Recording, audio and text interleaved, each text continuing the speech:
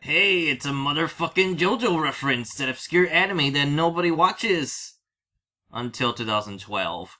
JoJo the animation is the modernized version of Phantom Blood and Battle Tendency, complete with redesigned hairstyles and colorful imagery that other anime try to rip off, and started a whole generation of internet memes and anime references.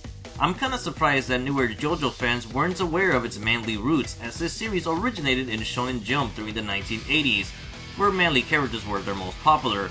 Beginning Volume 2 is number 5, Jonathan JOestar and Joseph JOestar from JoJo 2012. I previously spoke of Jotaro in Volume 1, and I already did a whole video on Jonathan JOestar, so I'll just briefly talk about him here. Following in the footsteps of Kenshiro, Jonathan takes part in a tragic family destiny where he must battle his evil adopted brother, Dio Brando, who's a vampire.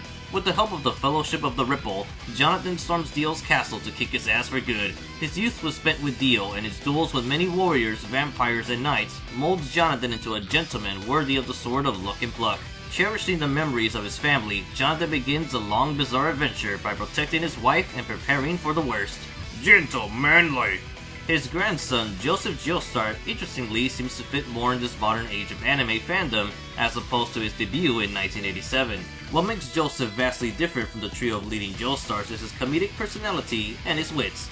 Typically, 80s shonen characters relied mostly on power, hence their strong bodies, but Joseph instead uses strategy with either tools or tricking his enemies.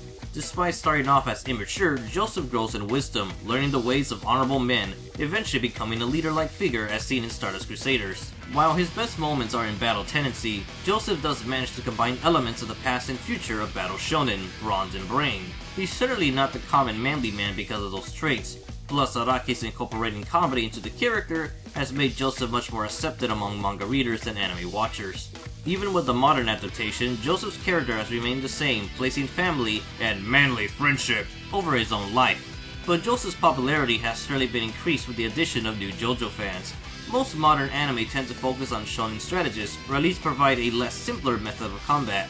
The same could be applied to comedy, especially in the age of social media, which fits perfectly with Joseph JOestar and various other JoJo characters. Since the days of the JoJo OVAs, Jotaro has been the most popular JOestar, but now I think that title belongs to Joseph.